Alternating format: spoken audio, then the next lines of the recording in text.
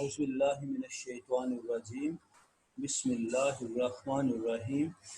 Assalamu alaikum students. I'm your teacher Slim Yusuf and it is my lecture number 17 for the students of BSCS and BSIT second semester. In this lecture we shall discuss memo, resume and proposal. These are total 3 topics. So it will be a long lecture. Listen it carefully and with patience. Students आज हमारा lecture number 17 है और इस lecture number 17 में मैं BSIT और BSCS second semester के students को मेमो, रिज्यूम और प्रपोजल 3 टॉपिक्स पढ़ा रहा हूँ। ये एक लॉन्ग लेक्चर है, लिहाजा इसको तवज्जो से सुनिए, विद पेशेंस, बड़े सब्र के साथ सुनिए, क्योंकि आपका ये आज का लेक्चर आपको फ्यूचर में बहुत काम देगा, मुस्तकबिल में बहुत काम देगा। ना सिर्फ ये आपके पेपर पॉइंट ऑफ व्यू से इम्पॉर्टेंट है बल्कि मुस्तकबिल में ज़ाती ज़िंदगी में भी बहुत अहम है। तो इसमें हम मेमो से शुरू करते हैं। Memo means memorandum. अगर आप इसका फर्स्ट सेंटेंस गौर से पढ़ें तो ये इसकी डेफिनेशन है।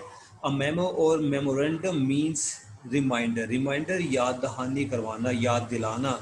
It's normally used for communicating policies, procedures और related official business within an organisation. कहा गया कि मेमो क्या है। मेमो का लफ्ज़ी मतलब है रिमाइंडर, याद दिलाने वाला, और इसे एक ऑर्गेनाइजेशन के अंदर इस्तेमाल किया जाता है, यानी ये एक इंटरनल कम्युनिकेशन सिस्टम है और इसके तहत पॉलिसीज़, प्रोसीजर्स और इस तरह के दूसरे मामलात से आगाह किया जाता है कंपनी के अंदर काम करने वाले वर्कर्स को। It is often written from a one to one perspective. One to one perspective यानी एक शख्स वन टू ऑल पर्सपेक्टिव, एक शख्स सबके लिए लिखता है। यानी मेमो किसी एक शख्स के लिए नहीं होता, ये कंपनी में काम करने वाले तमाम अफराद के लिए होता है, लाइक मैस कम्युनिकेशन। और ये बिल्कुल इस तरह से काम करता है जैसे कि मैस कम्युनिकेशन का कोई मीडियम हो। Broadcasting a message to an audience rather than a one on one interpersonal communication. It may also be used to update a team on activities for a given project. इसका एक और इस्तेमाल ये है कि किसी प्रोजेक्ट से मुतल्लिक टीम को उसकी एक्टिविटीज़, उसकी प्रोग्रेस से मुतल्लिक आगाह करने के लिए मेमो इस्तेमाल होता है। और to inform a specific group within a company of an event, action और ऑब्जर्वेंस। किसी एक कंपनी में होने वाले किसी इवेंट, किसी एक्शन से मुतल्लिक इन्फॉर्म करने के लिए भी मेमो इस्तेमाल होता है। इस फर्स्ट पैराग्राफ में हमने ना सिर्फ मेमो की डेफिनेशन पढ़ी है बल्कि इसके कुछ इस्तेमाल पढ़े हैं। सेकंड पैराग्राफ में इसी टॉपिक की कंटिन्यूटी है, इसको हम नहीं पढ़ रहे। नेक्स्ट आते हैं जी मेमो पर्पस। पर्पस वही है जो कि हम ऊपर फर्स्ट पैराग्राफ में पढ़ा है, फिर भी आपकी आसानी के लिए इसको मैं पढ़ रहा हूँ। A memo's purpose is often to inform but it occasionally includes an element of persuasion or a call to action। कहा गया कि इसका पर्पस वैसे तो इंफॉर्मेशन देना ही होता है, लेकिन अक्सर ये परसुएशन के लिए भी इस्तेमाल होता है, ये कॉल फॉर एक्शन भी बन जाता है। All organisations have informal and formal communication network while memos do not normally include a call to action that require personal spending. They often represent the business or organization's interest। ये वही पहले वाली बात है कि नॉर्मली मेमोज को call for action के लिए इस्तेमाल नहीं किया जाता। यानी मेमो का मकसद ये नहीं होता कि आप एक मेमो प्रोड्यूस करें, जनरेट करें और उसमें लिखा हो कि स्टार्ट वर्क, काम शुरू कर दें। ये तो पॉलिसीज़ के मुतल्लिक होता है, रूल्स एंड रेगुलेशंस से मुतल्लिक अनाउंसमेंट, ऐलान के लिए होता है। They may also include statements that align business and employee interest. और इसमें कुछ ऐसी स्टेटमेंट्स होती हैं जो कि बिजनेस और एम्प्लॉयज़ के मफाद में होती हैं। And underscore common ground and benefit. और इसमें आम बेनिफिट की कुछ बातें होती हैं जो कि वर्कर्स के बेनिफिट में है, कंपनी के मालिक के बेनिफिट में भी है। तो जनाब ये जो दो पैराग्राफ्स हमने पढ़े, मेमो से मुतालिक पहला पैराग्राफ और फिर मेमो पर्पस, इन दोनों में कमोबेश एक ही जैसी बात थी। मेमो की डेफिनेशन है और फिर उसको किस काम के लिए इस्तेमाल किया जाता है, ये सारी बातें हमने इसमें पढ़ी हैं। आगे आ जाता है जी मेमो फॉर्मेट। ये बहुत अहम है क्योंकि अगर आपको मेमो से मुतालिक सवाल आता है पेपर में कि व्हाट इज मेमो, तो उसके दो ही पॉइंट्स होते हैं, दो ही बातें आपने लिखनी है। एक उसकी डेफिनेशन के साथ उसके इस्तेमाल बताने कि मेमो क्या होता है, किस काम के लिए होता है। दूसरा उसका स्ट्रक्चर बता देना है कि उसके कौन से इसेंशियल पार्ट्स हैं, इंपॉर्टेंट पार्ट्स हैं। तो आइए इनका भी जिक्र कर लेते हैं।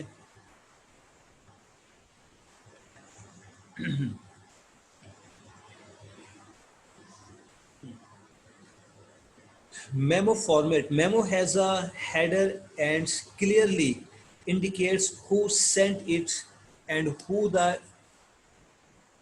intended recipients are. इसमें एक हेडर होता है जिसमें वाज़ेह तौर पर लिखा होता है कि मेमो किसने सेंड किया है और उसको रिसीव करने वाले रेसिपेंट्स कौन होंगे। Pay particular attention to the title of the individuals in this section.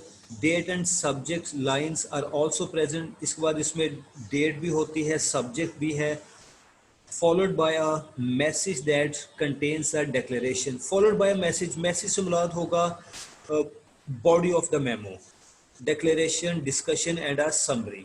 तो इसके बाद इसमें बॉडी ऑफ मेमो है जिसमें मैसेज कन्वे किया जाता है, इस पर डिस्कशन होती है, एक कंक्लूजन, एक समरी ड्रॉ की जाती है।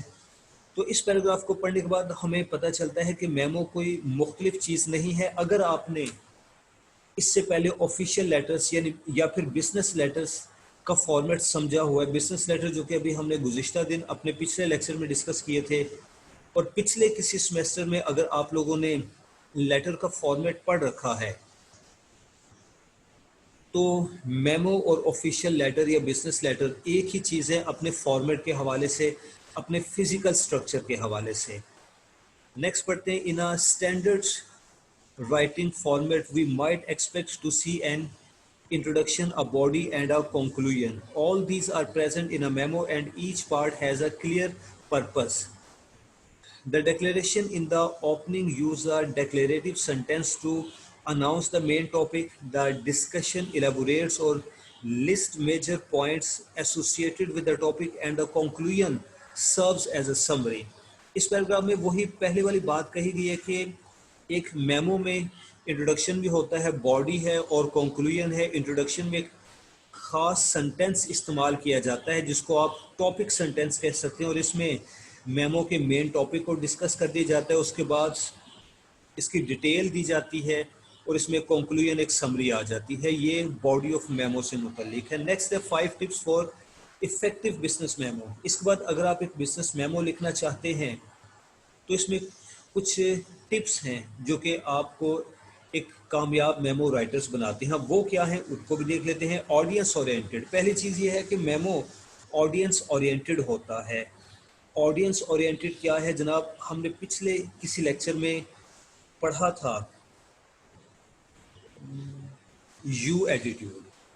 आपको याद होगा हमने good news and bad news वाला एक लेक्चर अटेंड किया हुआ है, how to prepare message, good news message, bad news message. ठीक है, तो गुड न्यूज़ मैसेज में हमने बड़ी तफसील से डिस्कस किया था कि यू एटीट्यूड क्या है, यू अप्रोच क्या है। जब आप एक मैसेज लिखते हैं तो उससे अपने ऑडियंस के पर्सपेक्टिव से लिखें, ऑडियंस के नुक्ता नज़र से लिखें कि आपके ऑडियंस की सोच क्या है, उनका तालीमी मयार क्या है, उनकी एक्सपेक्टेशंस क्या हैं, उसके मुताबिक लिखें।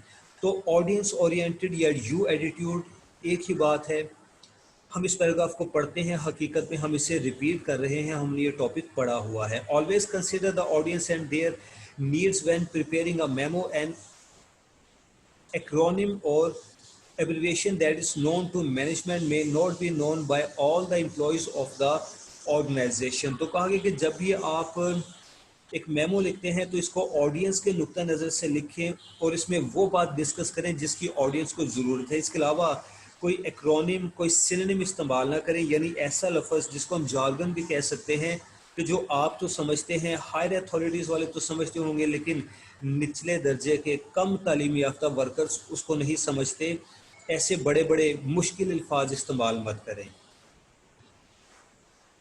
And if the memo is to be posted and distributed within the organization, the goal is clear and concise communication at all level with no ambiguity.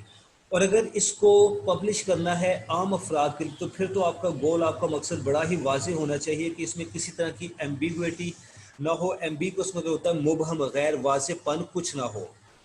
Professional formal tone, अगली बात यह कि इसका अंदाज प्रोफेशनल होना चाहिए। ये इसकी सेकंड स्टेप है जी।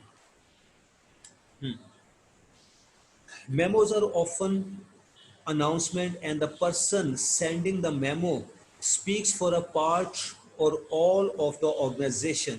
कहा गया कि ये एक अनाउंसमेंट है और मेमो लिखने वाला सारी ऑर्गेनाइजेशन से मुखातिब होता है या ऑर्गेनाइजेशन के किसी एक डिपार्टमेंट से मुखातिब होता है, यानी कम से कम वो एक बंदे से मुखातिब नहीं, एक पूरे डिपार्टमेंट से मुखातिब है। While it may contain a request for feedback, the announcement itself is linear from the organisation to the employer. लिहाजा ये जो अनाउंसमेंट है, ये जो मेमो है, इसको लीनियर होना चाहिए, यानी अपर क्लास से एम्प्लॉयज की तरफ एक डायरेक्ट मैसेज जाना चाहिए। इसमें कोई घुमाने फिराने वाली बात नहीं होनी चाहिए। ये है जी फॉर्मल टोन।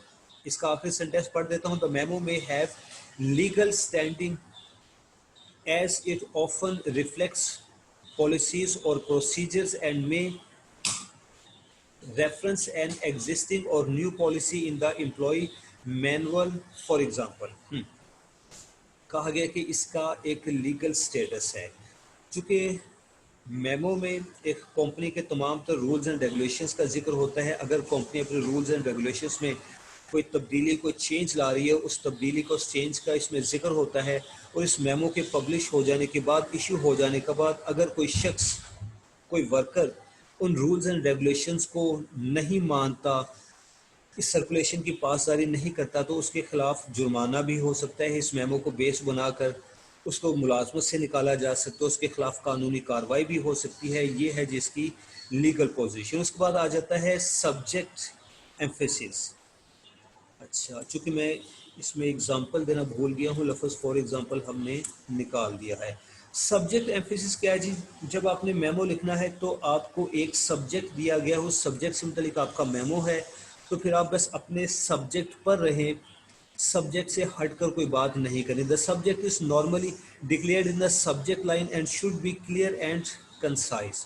कहा गया कि मेमो का सब्जेक्ट जो भी हो, टॉपिक जो भी हो, उसको सब्जेक्ट वाले सेंटेंस में डिक्लेयर कर दिया जाता है। उसके बाद इसकी फर्दर एक्सप्लेनेशन होती है। If the memo is announcing the observance of a holiday, for example, the specific holiday should be named in the subject line. For example, use the Thanksgiving weekend schedule rather than holiday observance। एक मिसाल दी गई है कि Europe में एक छुट्टी है जिसको थैंक्स गिविंग वीकेंड का नाम दिया गया है, यानी इबादत के लिए, रब का शुक्र अदा करने के लिए छुट्टी। तो इसको इसके असल नाम से मेमो में शामिल करें, थैंक्स गिविंग वीकेंड का जिक्र करें कि tomorrow the office will be off due to thanksgiving weekend holiday. इसके अलावा कुछ गैर वाज़ेह और मुबहम अल्फाज का इस्तेमाल मत करें। यह है सब्जेक्ट एम्फेसिस। उसके बाद है direct format. Some written business communication allow for a choice between direct and indirect format, but memos are always direct. The purpose is clearly announced. कहा गया कि कुछ बिजनेस कम्युनिकेशन इनडायरेक्ट फॉर्मेट में भी हो सकती है, लेकिन चूंकि मेमो का मकसद एक मैसेज को फॉरवर्ड करना, एक पैगाम पहुंचाना, लिहाजा इसका फॉर्मेट हमेशा डायरेक्ट फॉर्मेट ही होना चाहिए। ऑब्जेक्टिविटी, इसको ऑब्जेक्टिव होना चाहिए। Memos are a place for just the facts and should have an objective tone without personal bias, preference और interest on display, avoid subjectivity। एक बार फिर से वही बात है कि चूंकि मेमोस में एक अनाउंसमेंट होती है, लिहाजा मेमो लिखते वक्त अपने बाइस को, यानी अपनी तंग नज़री को, तासुब को एक तरफ रख दें, अपने पर्सनल इंटरेस्ट, पसंद व नापसंद को एक तरफ रख दें। इसकी तहरीर बिल्कुल फॉर्मल तहरीर होनी चाहिए। इसमें अपनी ज़ाती अना को, पसंद व नापसंद को जगह ना दें, अपनी ज़ाती फीलिंग्स को जगह मत दें। ये है जी मेमो, और इसके बाद इसका एक स्पेसिमेन मैं आपको दिखा देता हूँ। इस मेमो को तफसील से पढ़ने के बाद मुनासिब है कि ये सैंपल है जी, सैंपल मेमो आपके लिए बहुत मुनासिब है कि आप इसको तफसील से पढ़ें शुरू से आखिर तक। इसमें आप गौर कीजिए, जो हमने पढ़ा था इसमें डेट भी मौजूद है, सब्जेक्ट मौजूद है, बॉडी ऑफ द मेमो है। इससे क्या होगा कि आपको मेमो की समझ आ जाती है। ठीक है, ये आपके लिए है।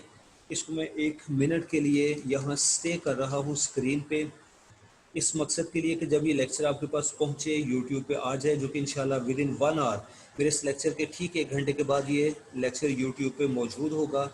इसे पढ़ें, इसे समझें, मुस्तकबिल में आपके काम आएगा। ना सिर्फ पेपर में आपके काम आएगा, बल्कि अमली ज़िंदगी में जब आपको कोई जॉब करना है, किसी कंपनी में मुलाजमत करना है, तो वहाँ इन्हीं चीज़ों से आपका सामना होगा, जैसे कि बिजनेस लेटर्स हैं, ऑफिशियल लेटर्स हैं, मेमोज वगैरह हैं। हमारे आज के लेक्चर का दूसरा टॉपिक है जी करिकुलम। इसमें कवर लेटर आ जाता है, करिकुलम आ जाता है, इसमें सीवी भी आएगा। हमने जब ये लेक्चर स्टार्ट किया था तो इसके टाइटल पेज पे लफ्ज़ रिज्यूम लिख रखा था। तो जनाब कवर लेटर, करिकुलम, रिज्यूम, ये सारे नाम एक ही चीज़ के हैं। तो आइए इसको तवज्जो से पढ़ते हैं। Cover letter usually accompany something more. They are used to describe what comes with them.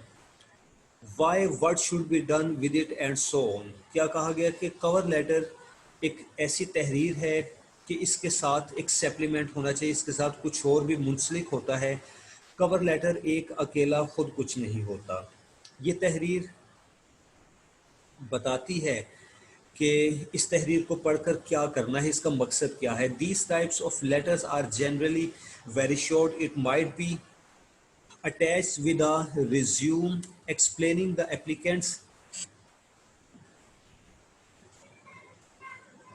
credentials and how it related to the vacancy in the company.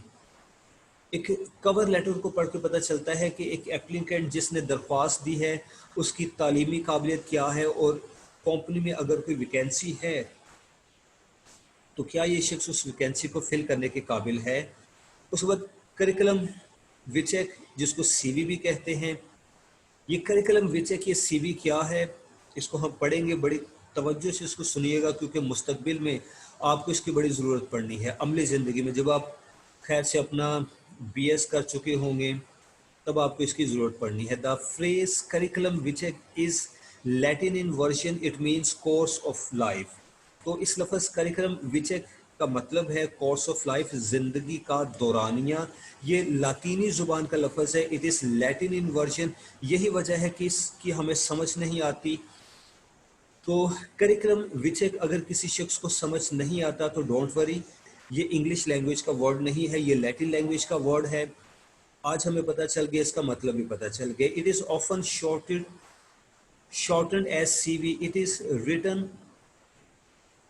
Overview of summons life work. ये किसी शख्स की ज़िंदगी के कामों से मुतल्लिक एक मुख्तसर, एक खुलासा होता है रिटन फॉर्म में। इसको सीवी कहा जाता है, विच एक often aim to be a complete record of someone's career and can be extensive. एक शख्स के ज़िंदगी के कैरियर का एक रिकॉर्ड है, और ये एक्सटेंसिव, बड़ा वसी, बड़ा फैला हुआ हो सकता है। A resume is a document created and used by a person to present his background skills and accomplishments। accomplishment कारनामा, यानी अपने सीवी में एक शख्स लिखता है कि उसका तालीमी बैकग्राउंड क्या है, पेशा वराना स्किल्स क्या है, उसने अगर अपनी ज़िंदगी में कोई अकम्पलिशमेंट, कोई कारनामा किया होगा, कोई मेडल, कोई तमगा वगैरह हासिल किया, तो उसका भी जिक्र होगा सीवी में। Resume can be use for a variety of reasons. कई मकामात के लिए इसको इस्तेमाल किया जाता है, but most often they are use to secure new employment. लेकिन ज़्यादातर सीवी का इस्तेमाल होता है नई मुलाजमत,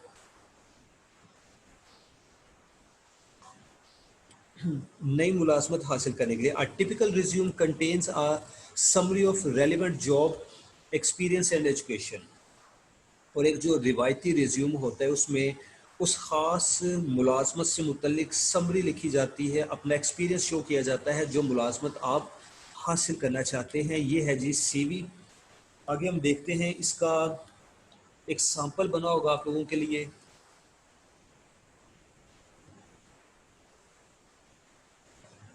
लो जी, एक सैंपल रिज्यूम है, रिज्यूम करिकुलम सीवी। इसमें आप देख सकते हैं कि टेक्निकल स्किल्स का जिक्र किया है कि शख्स जिसके पास टेक्निकल स्किल्स हैं, वर्क एक्सपीरियंस का जिक्र है, फिर मार्केट रिसर्च एनालिसिस, एजुकेशन उसकी जो भी तालीम है, एकेडमिक क्वालिफिकेशन उसकी, उसका जिक्र है। उसके बाद एक दूसरी एग्जांपल ये कदरे आसान है पहले वाले की निस्बत। इसमें पहले नंबर पर एड्रेस है, फिर समरी, जैसे कि अभी हमने जिक्र पड़ा है कि जो मुलाजमत हासिल करनी है उससे मुतल्लिक अपना ज़ाती एक्सपीरियंस और एक समरी पेश करते हैं। उसके बाद एक्सपीरियंस है, वर्किंग एक्सपीरियंस को कहेंगे, एजुकेशन है, स्किल्स हैं, कोर्सेज हैं। अगर एक शख्स ने कुछ एक्स्ट्रा कोर्सेज कर रखे हैं, जैसे इंग्लिश लैंग्वेज कोर्स है, कंप्यूटर कोर्स है, टाइपिंग कोर्स है, एट्सेट्रा। ये कवर लेटर का सैंपल है जी। अभी हमने कवर लेटर से मुतालिक पढ़ा था, तो ये कवर लेटर, याद रहे कि कवर लेटर के साथ सीवी अटैच होता है, ये दोनों इकट्ठे होते हैं। सीवी आप अकेला यूज़ कर सकते हैं, लेकिन कवर लेटर अकेले इस्तेमाल नहीं होता, कवर लेटर के साथ आपको सीवी ज़रूर अटैच करना पड़ता है। तो जनाब ये दो चीज़ें हमारे आज के टॉपिक का हिस्सा थी। उसके बाद आ जाता है एप्लीकेशन वाला काम। चूँकि इस मुसव्विदे में शामिल है एप्लीकेशन, में आपको समझा देता हूँ मुख्तसर, इसकी बहुत तफसील में नहीं जाऊँगा। ये एप्लीकेशन फॉर जॉब है। An application for employment is a standard business document that is prepared with questions deemed relevant by employees.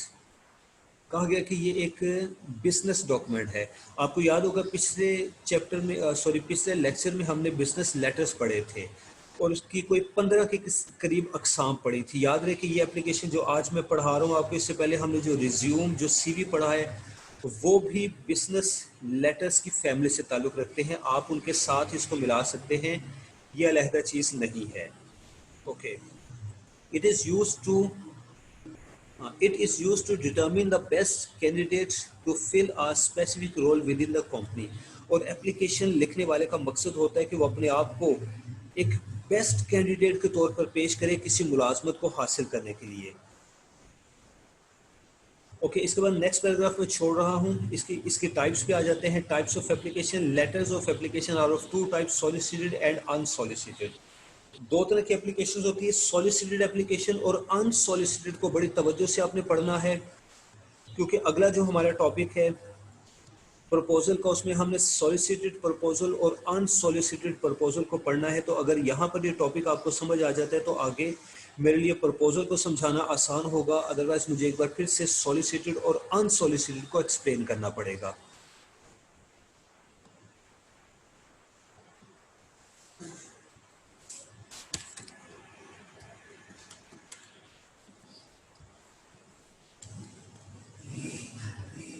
अच्छा जी, सॉलिसिटेड एप्लीकेशन क्या होती है, इसको हम पढ़ते हैं। A solicited application is written in response to an advertisement from the employer. The major advantage of this application is that the applicants become sure of the existence of job. All the requirements of specific job in terms of education and age limit are mentioned in the advertisement. It therefore becomes easy for the applicant to judge whether he is eligible for the job or not. Okay. तो सोलिसिटेड application क्या है, आपको उर्दू में अब आसान लफ्ज़ों में समझा रहा हूँ। ये पैराग्राफ आपके लिए पढ़ दिया। कहा गया कि एक कंपनी, एक ऑफिस, एक फैक्ट्री किसी अखबार में इश्तहार शाया करवाते हैं कि उन्हें एक अकाउंटेंट की ज़रूरत है, एक चेयरमैन या सुपरवाइज़र की ज़रूरत है, एक चौकीदार की ज़रूरत है, एक टाइपिस्ट की ज़रूरत है। उस एडवर्टीजमेंट में वाज़े तौर पर लिखा होता है कि जो शख्स एप्लीकेशन दे उसकी उम्र कितनी होनी चाहिए, 25, 28, 30 एज लिमिट उसमें लिखी होती है। उसकी तालीम ग्रेजुएशन हो, एम.कॉम हो, बीएस हो, जो भी उनकी रिक्वायरमेंट है वो वाज़े तौर पर लिखी होती है। एप्लीकेशन की लास्ट डेट भी होती है कि इस माह की 18, 20, 25 तक इस एप्लीकेशन को सबमिट करवा दें। ये है जी सॉलिसिटेड एप्लीकेशन। सॉलिसिटेड एप्लीकेशन की एड, उसकी एडवर्टीजमेंट, उसका इश्तहार अखबार में होता है। उसमें कैंडिडेट से मुतल्लिक एज लिमिट, उसकी तालीम, वगैरह की डिमांड की जाती है। इस तरह से एप्लीकेंट को पता चल जाता है कि क्या वो इस मुलाजमत के काबिल है, उसको एप्लीकेशन देनी चाहिए या नहीं, उसकी तालीम इतनी है, क्या वो ओवर एज तो नहीं हो चुका। ये इसके फ़ायदे होते हैं। ये सॉलिसिटेड एप्लीकेशन होती है। इसका एक डिसएडवांटेज है जो कि आखिरी फिक्रे में लिख रखा है, but the disadvantage is that the applicant has to face tough competition with other applicants to get the job. एक मुलाजमत के लिए कई एक एप्लीकेशंस आई होती हैं और मुकाबला सख्त होता है, लिहाजा टफ कंपटीशन का सामना करना पड़ता है। दूसरे नंबर पे आ जाती है जी अनसोलिसिटेड एप्लीकेशन। अनसोलिसिटेड एप्लीकेशन वो होती है जिसकी कोई एडवर्टीजमेंट, कोई इश्तहार अखबार में नहीं होता। एक शख्स अपने तौर पर अल्लाह तवक्कल जाकर एप्लीकेशन दे आता है कि मेरी किस्मत हुई तो मुझे कॉल कर लिया जाएगा मुलाजमत के लिए, नहीं तो ना सही। An unsolicited application is written for the job which is not advertised। जी हाँ, पहले फिक्र में बता दिया गया कि ये ऐसी मुलाजमत के लिए एप्लीकेशन लिखी जाती है जिसका इश्तहार नहीं था अखबार में। An advantage of return unsolicited application is that the applicant does not have to face competition। इसका फायदा ये होता है कि कंपटीशन नहीं होता, but the disadvantage is that the applicant is not sure of the existence of job. लेकिन नुकसान ये है कि एप्लीकेंट को ये नहीं पता होता कि जॉब है भी या नहीं। A letter of application is written in the form of a business letter.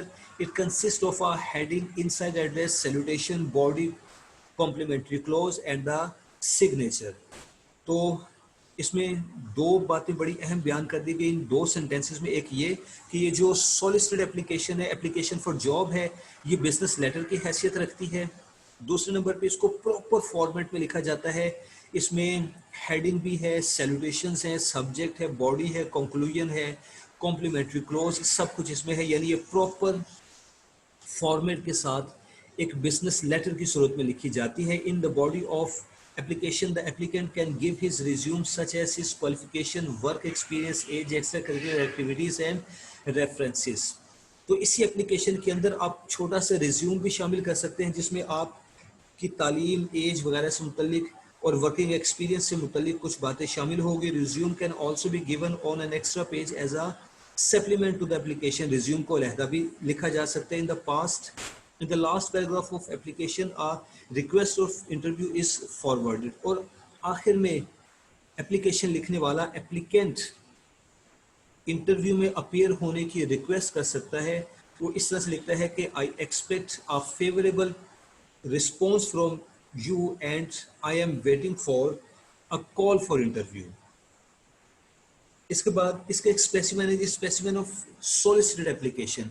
ये जनाब सॉलिसिटेड एप्लीकेशन की एक सूरत आपको नजर आ रही है। इसको मैंने पुराने फॉर्मेट में लिखा है, बिल्कुल वो स्टाइल जो कि आप मैट्रिक में इस्तेमाल किया करते थे। आपको याद होगा मैट्रिक लेवल पे पायलट ग्रामर में एग्जामिनेशन हॉल, सिटी, एबीसी, ये चीज़ें आप याद किया करते थे। उसके बाद द मैनेजर वगैरह, ये सब्जेक्ट है, सैल्यूटेशन, फिर बॉडी है, body of the application, last पे कॉम्प्लीमेंट्री क्लोज वगैरह। तो जनाब ये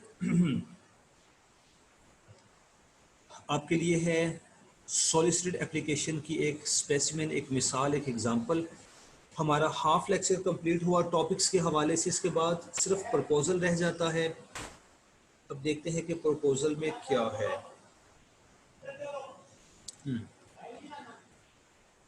ठीक है, नेक्स्ट टॉपिक है जी हमारा प्रपोजल। उसके लिए मैं एक सेकंड के लिए स्क्रीन ऑफ कर रहा हूँ सेकंड पॉइंट पे आने के लिए। प्रपोजल जी, ये आ गया हमारे लिए प्रपोजल वाला टॉपिक। ठीक, तो स्टूडेंट्स हमारे लेक्चर का सेकंड पार्ट, सेकंड हाफ है जी प्रपोजल। और ये एक एजुकेशनल प्रपोजल है, एक बिजनेस प्रपोजल है। प्रपोजल एक एजुकेशनल एकेडमिक होती है, एक बिजनेस प्रपोजल होती है। काइंडली ये हरगिज़ मत समझिएगा कि आपके उस्ताद साहब आपको बताने जा रहे हैं कि how to propose somebody for marriage. ये शादी वाली प्रपोजल नहीं है, ठीक है, बी क्लियर। ओके, इसको पढ़ना शुरू करते हैं। A proposal is the document submitted to the prospective funding source. Prospective funding source, यहाँ पर सारी बात वाज़ेह होती है कि एक प्रपोजल लिखी जाती है उस सोर्स के नाम जिससे आपने फंड्स हासिल करने हैं। अब ये फंडिंग क्या होती है मैं पैराग्राफ पढ़ने के बाद आपको समझाता हूँ, क्योंकि प्रपोजल की बेस यही होती है। outlining the outlining the entire program including goals, objective, method, timeline, expertise, committed and program budget. Okay, जब एक प्रपोजल लिखी जाती है तो एक तरह से रिपोर्ट होती है। अब होता क्या है कि एक शख्स किसी प्रोजेक्ट पर काम करना चाहता है, उसके जहन में एक मंसूबा है, वो गवर्नमेंट के किसी इदारे के नाम या किसी एनजीओ, किसी प्राइवेट इदारे के नाम एक रिपोर्ट, एक प्रपोजल लिखकर भेजता है कि जनाब मैं इस प्रोजेक्ट पर काम करना चाहता हूँ बिकॉज आई एम क्वालिफाइड। इस प्रोजेक्ट का ऑब्जेक्टिव क्या होगा, मुस्तकबिल में आपकी कंपनी को क्या फ़ायदा होगा, वो लिखा जाता है। इसमें मैं क्या मेथड अपनाऊंगा वो भी लिखा जाता है। कितनी टाइम लिमिट में ये प्रोजेक्ट पूरा होगा उसका जिक्र होता है। इस पर एक्सपेंसेस कितने होंगे उसका भी जिक्र होता है। और सिस्टमेटिक होता है, इसमें भी प्रपोजल में भी कुछ पार्ट्स होते हैं, जैसे लेटर के कुछ पार्ट्स थे, एप्लीकेशन के कुछ पार्ट्स थे। तो कंपनी के डायरेक्टर्स इस प्रपोजल का जायज़ा लेते हैं, इसको पढ़ते हैं। अगर तो ये प्रपोजल उनकी समझ में आता है और वो ख्याल करते हैं कि ये बंदा जिस प्रोजेक्ट पे काम करना चाहता है वो प्रोजेक्ट मुस्तकबिल में हमारे काम आएगा, हमें फ़ायदा देगा, तो फिर इस बंदे की प्रपोजल को एक्सेप्ट किया जाता है। इसको फंड्स दिए जाते हैं कि ये हमसे पैसे लें, इतना टाइम लिमिट है आपके पास, हमारे साथ एग्रीमेंट साइन कर लें, कानूनी एग्रीमेंट कि आप भागेंगे नहीं और आप इस प्रोजेक्ट पर काम करें, और जब ये प्रोजेक्ट कंप्लीट हो जाए तो ये हमारे हवाले करना है, किसी और को नहीं बेचना। ये चंद एक बातें वाजे कर ली जाती है। ये होता है जी प्रपोजल की बेस, बुनियाद। हकीकत में प्रपोजल इस चीज़ के लिए लिखी जाती है। तो आगे इसकी टाइप्स आपको नजर आ रही है, उसमें बात मजीद वाजे हो जाएगी। When you write a proposal you seek to get your reader accept your plan for completing a task. और जब आप प्रपोजल लिखते हैं तो इसका मतलब होता है कि जो बंदा आपकी प्रपोजल पढ़ रहा है वो आपके टास्क को कबूल करे, आपके काम को कबूल करे, यस करे। ओके, अब प्रपोजल की टाइप्स क्या होती हैं ये हम देखेंगे, क्योंकि इसका तो हमें पता चल गया कि प्रपोजल क्यों लिखी जाती है। अब इससे भी पहले एक बात कि आप सोचते होंगे जनाब आपको प्रपोजल क्यों पढ़ाया जा रहा है। जनाब आपको इसलिए पढ़ाया जा रहा है क्योंकि रिसर्च प्रपोजल आपकी तालीम का हिस्सा है। आपको भी एक मकाम पर आकर किसी एक सेमेस्टर में आपको रिसर्च प्रपोजल लिखना है, फिर उसके बाद एक प्रोजेक्ट तैयार करना है और फिर कहीं जाके आपको डिग्री मिलेगी। रिसर्च प्रपोजल स्टूडेंट्स की लाइफ का हिस्सा होता है यूनिवर्सिटी लेवल पे। लिहाजा जो मैं आज पढ़ा रहा हूँ इसको बड़ी तवज्जो से पढ़ें, इस लेक्चर को अपने पास सेव कर लें अपने लैपटॉप पर, अपने मोबाइल फ़ोन में। इसको बार बार पढ़ें, इसको समझें। इंटरनेट पे इसकी मज़ीद तफसीलात देखिए। रिसर्च प्रपोजल आपको आने वाले ज़माने में लिखनी है और जो कुछ मैंने इस लेक्चर में बता देना है आपने इसी को फॉलो करना है, यही लिखना है। आई मीन इसी स्टाइल में लिखना है, यही कॉपी पेस्ट करके नहीं दे देना। ओके, टाइप्स ऑफ प्रपोजल आ जाते हैं जी। Proposals are generally divided into 4 groups. एक है, इसके 4 टाइप्स हैं जी। रिसर्च प्रपोजल है, also known as academic proposal. Academic यानी तालीम से मुतल्लिक। पहले रिसर्च प्रपोजल है, ये स्टूडेंट्स लिखते हैं, प्रोफेसर साहिबान लिखते हैं, यानी तालीमी तबका लिखता है। बिजनेस प्रपोजल है, उसके बाद सॉलिसिटेड प्रपोजल है, अनसॉलिसिटेड है। तो सॉलिसिटेड और अनसॉलिसिटेड हम पहले पढ़ चुके हैं, मैं इसकी डिटेल में नहीं जाऊंगा। आइए पहले रिसर्च प्रपोजल को देखते हैं। Research proposal, research proposal is academic in nature. ये एकेडमिक होती है, तालीम से ताल्लुक है इसका। Students and at college university level are required to submit a research proposal to conduct research and to obtain their degree. यहाँ पहले बात कर चुके हैं, स्टूडेंट्स रिसर्च प्रपोजल लिखते हैं, फिर वो एक प्रोजेक्ट तैयार करते हैं, फिर उन्हें डिग्री मिलती है। Professors also wish to get grant in response to a request or an announcement from the government or some other agency. बास को गवर्नमेंट का कोई इदारा या कोई एनजीओ, कोई एजेंसी कोई अनाउंसमेंट, कोई रिक्वेस्ट देती है अखबार में कि हमें अपने इस प्रोजेक्ट को पूरा करने के लिए एक्सपर्ट्स की ज़रूरत है, और अगर वो प्रोजेक्ट तालीम से मुतल्लिक है तो प्रोफेसर साहिबान, टीचर्स भी एक प्रपोजल लिख कर भेज सकते हैं ताकि उनको भी ग्रांट मिले, टाइम मिले, और अगर वो इस प्रपोजल का हिस्सा बनते हैं, इस प्रोजेक्ट को कंप्लीट करते हैं, तो उनके सीवी की वर्थ में इजाफा होता है, उनके एक्सपीरियंस में इजाफा होता है। नेक्स्ट आ जाते हैं business proposal. Business proposals are submitted by business employees और people belonging to business field. Some business firm get a request for proposal published in a newspaper और upload it into social media. क्या होता है कि business proposals business employees लिखते हैं, बास को कोई बिजनेस कंपनी अखबार में एक इश्तहार देती है या सोशल मीडिया पर कोई मैसेज अपलोड करती है, कि उनके पास एक प्रोजेक्ट है, एक नया प्रोजेक्ट, इस प्रोजेक्ट को कंप्लीट करने के लिए हमें एक्सपर्ट्स की ज़रूरत है। तो जो लोग ख्याल करते हैं कि उनकी तालीम और उनका एक्सपीरियंस इतना है कि वो इस प्रोजेक्ट को कंप्लीट कर सकते हैं, तो वो लोग ये रिसर्च प्रपोजल लिखते हैं। ये बिजनेस प्रपोजल्स होती हैं। They want to promote their business और get some project completed with the help of qualified and experienced professionals. Business companies अपने कारोबार को बढ़ावा देना चाहते हैं, इसके अलावा वो अपना कोई प्रोजेक्ट कंप्लीट करवाना चाहते हैं एक्सपर्ट्स की मदद से। ये होती हैं बिजनेस प्रपोजल। इसके बाद सॉलिसिटेड प्रपोजल क्या है, जिसका इश्तहार दिया जाता है बाकायदा। A solicited proposal is one that is submitted in response to a specific statement for the sponsor, from the sponsor। sponsor वही बिजनेसमैन, कोई कंपनी, कोई फर्म, कोई ऑफिस, कोई फैक्ट्री एक इश्तहार शाया करवाती है अखबार में, और उस इश्तहार को पढ़ने के बाद लोग जो प्रपोजल्स भेजते हैं उसको सॉलिसिटेड प्रपोजल कहते हैं। और अनसॉलिसिटेड प्रपोजल वो है जो कि एक शख्स अपने तौर पर किसी इदारे को दे देता है कि जनाब मैं इस प्रोजेक्ट पर काम करना चाहता हूँ, would you like my services. इसके बाद पार्ट्स ऑफ प्रपोजल आ जाती हैं। एक रिसर्च प्रपोजल के कुछ इंपॉर्टेंट पार्ट्स होते हैं। ये जो पार्ट्स मैं आपके सामने बयान करूँगा, पेश करूँगा, काइंडली इनको जहन में बिठा लेना, इस पर तवज्जो करना, क्योंकि जब आपने रिसर्च प्रपोजल लिखनी है तो ये सारे पार्ट्स आपकी रिसर्च प्रपोजल में शामिल होंगे, अदरवाइज आपकी प्रपोजल इनकम्प्लीट है।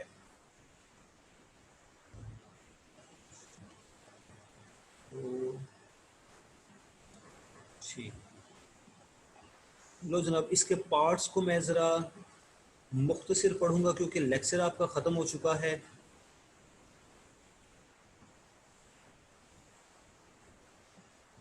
सबसे पहले आता है जी cover page. Cover page binds the report. It is embellished with the company logo because it can make an impression about the report itself। Cover page सबसे ऊपर होता है जो कि बाइंडिंग में होता है, इस पर कंपनी का लोगो होता है। जब आप अपनी प्रपोजल तैयार करेंगे उसमें आपकी यूनिवर्सिटी का लोगो लगा होगा, और कवर पेज जितना खूबसूरत होता है कंपनी की वर्थ बनती है कि अगर कवर पेज इतना ज़बरदस्त है तो कंपनी कितनी आला होगी, कवर पेज जितना घटिया है तो कंपनी भी वैसी ही होगी। टाइटल पेज आ जाता है जी। Title page displays the title of the proposal and is considered the first page of the report। Title page contains the name, title, organization and address of the recipient। Title page को गिनती में शामिल किया जाता है, इसको first page समझा जाता है। इसमें प्रपोजल लिखने वाले का नेम, उस या उसकी ऑर्गेनाइजेशन, उसका एड्रेस, उसका कॉन्टैक्ट नंबर होता है। इसके बाद प्रपोजल जिसने रिसीव करनी है, जिस कंपनी ने, जिस यूनिवर्सिटी ने, जिस डिपार्टमेंट में रिसीव होनी है, उसका एड्रेस, उनका डेजिग्नेशन, उनका फ़ोन नंबर वगैरह लिखा होता है। उसके बाद आ जाता है एब्स्ट्रैक्ट। एब्स्ट्रैक्ट समरी होती है जी। एब्स्ट्रैक्ट बहुत अहम चीज़ है, इसको मैं तफसील से पढ़ रहा हूँ आप लोगों के लिए। Every proposal should have an abstract। The abstract forms the reader's initial impression of the work and therefore plays a big role on the whether the application is funded or not। कहा गया कि abstract क्या है, ये पूरे proposal की summary है, खुलासा है, ये बड़ा अहम होता है। इसको पढ़कर डिसाइड हो जाता है कि इस प्रपोजल को फंड्स मिलने चाहिए या नहीं मिलने चाहिए। The abstract speaks for the proposal and provides the reader with his impression of the request। Abstract बताता है, नुमाइंदगी करता है सारी प्रपोजल की कि इसमें क्या लिख रखा है, और इसके लिखने वाले का इंप्रेशन, एक अक्स देता है। इसके बाद टेबल ऑफ कंटेंट्स आ जाते हैं, जिसको हम फेरिस कहते हैं। टेबल ऑफ कंटेंट्स शुरू में होता है, आपकी प्रपोजल में जितने भी टॉपिक्स हैं उन सारों का पेज नंबर यहाँ लिखा होता है। सिग्निफिकेंस का एक पैराग्राफ होता है जिसमें बताया जाता है कि आपकी इस रिसर्च की क्या सिग्निफिकेंस है, मुस्तकबिल में इसका क्या फ़ायदा होगा, जिस कंपनी के लिए ये प्रोजेक्ट तैयार किया जा रहा है उस कंपनी को क्या फ़ायदा होगा, अवाम को क्या फ़ायदा होगा, एटसेट्रा। उसके बाद एक्नॉलेजमेंट वाला टॉपिक आ जाता है जनाब। एक्नॉलेजमेंट एक पैराग्राफ होता है या एक पेज का होता है एक्नॉलेजमेंट। इसमें प्रपोजल लिखने वाला उन तमाम लोगों का शुक्रिया अदा करता है जिन्होंने प्रपोजल लिखने में उसकी मदद की। मिसाल के तौर पर सुपरवाइज़र या कोई दोस्त या कोई क्लास फेलो जिसने आपको डाटा प्रोवाइड किया, जिसने आपकी रिसर्च प्रपोजल को टाइप किया, उसको एडिट किया, उसमें से गलतियाँ निकाली, आपको वेबसाइट्स वगैरह बताई कि फ़लाँ जगह से आपको इसका मवाद मिलेगा, आपको बुक्स प्रोवाइड की कि जनाब ये किताबें पढ़ लीजिए। तो वो सब लोग जिन्होंने आपकी प्रपोजल तैयार करने में आपका का हाथ बटाया है उसका उनका शुक्रिया अदा किया जाता है। एग्जेक्टिव समरी और एब्स्ट्रैक्ट एक ही चीज़ है। एग्जेक्टिव समरी इसमें पूरी प्रपोजल का खुलासा होता है। मेथोडोलॉजी बड़ी अहम चीज़ है जनाब। मेथोडोलॉजी का एक बाकायदा चैप्टर होता है रिसर्च प्रपोजल में। ये पैराग्राफ नहीं है, ये एक पेज नहीं है, ये एक पूरा चैप्टर होता है रिसर्च प्रपोजल में, जिसमें आप टेक्निकल पॉइंट ऑफ व्यू से बताते हैं कि आपने ये रिसर्च प्रपोजल तैयार की है, इसमें कौन सी टेक्निक इस्तेमाल की है, कौन सा फार्मूला इस्तेमाल किया है। मसलन this portion is generally added in research proposal which are produced by university students and professors। methodology वाला चैप्टर आप लोगों के रिसर्च प्रपोजल में शामिल होगा, स्टूडेंट्स के रिसर्च प्रपोजल में शामिल होता है। In this part the researcher informs the supervisor of the type of research tools, यानी रिसर्चर अपने सुपरवाइजर को बताता है कि वो किस तरह के टूल्स इस्तेमाल करेगा, वो कौन सी मेथोडोलॉजी का इस्तेमाल करेगा, the type of population he is going to include in research, और वो पॉपुलेशन से मुराद आबादी के किस हिस्से पर रिसर्च कंडक्ट करेगा।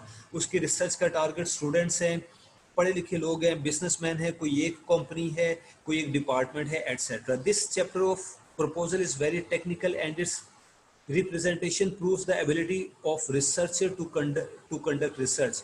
और मेथोडोलॉजी को पढ़ के पता चल जाता है कि रिसर्चर कितने पानी में है। Body of the report is the backbone of proposal। It contains the essential elements the reader is expecting: the introduction, the discussion, the summary, the conclusion, the recommendation and the bibliography। ये सारी चीज़ें body of the report में होती हैं। Body of the report बिल्कुल ऐसे जैसे आप बिजनेस लेटर में एक बॉडी शामिल करते हैं, एप्लीकेशन में बॉडी शामिल करते हैं, ऑफिशियल लेटर्स में एक बॉडी शामिल करते हैं, इस तरह से रिपोर्ट में भी एक बॉडी होती है। लेकिन बॉडी ऑफ द रिपोर्ट 4 से 5 सफ़ों पर मुश्तमिल होती है। It is a long task. Next bibliography आ जाता है। Bibliography serves two important functions for the proposal. First, it presents a report of the resources that were drawn upon for the project। आपने जो रिसोर्सेज इस्तेमाल किए अपने project को complete करने के लिए, उससे मुतलिक इंफॉर्मेशन होती है बिब्लियोग्राफी में। Second, it gives the critical reader an impression that previous information was consulted. और रीडर्स को बिब्लियोग्राफी से पता चलता है कि इससे पहले जो रिसर्च कंडक्ट हुई थी उससे फ़ायदा हासिल किया गया, उससे इस्तेफादा किया गया है। अपेंडिसिस आखिर पे आ जाता है। अपेंडिसिस में एक्स्ट्रास होते हैं जी। मैं इसको मुख्तसर बता देता हूँ कि अपेंडिसिस में ये शामिल किया जाता है कि अगर आपने अपनी रिपोर्ट को कंप्लीट करने के लिए कुछ दस्तावेज़ इस्तेमाल की हैं, कोई प्रिंट आउट्स लिए हैं, किसी से इंटरव्यू किया है, किसी से कोई क्वेश्चन फिल करवाया है, कोई सर्वे रिपोर्ट आपके पास है, उन सब की एक फ़ोटो कॉपी अपेंडिसिस में लगाई जाती है सबूत के तौर पर कि मैंने ये काम किए हैं। उसके बाद आ जाते हैं रेफरेंसेस।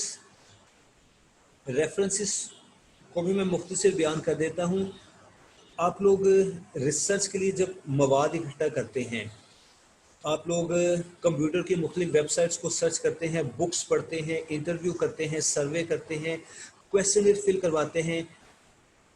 इन सारी चीज़ों, क्वेश्चन और इंटरव्यू के अलावा बाकी जितनी चीज़ें हैं उनका रेफरेंसेस वाले चैप्टर में कोड किया जाता है। आप URL नंबर या वेबसाइट का लिंक वहाँ पर लिखते हैं कि मैंने इस वेबसाइट से ये डाटा लिया था।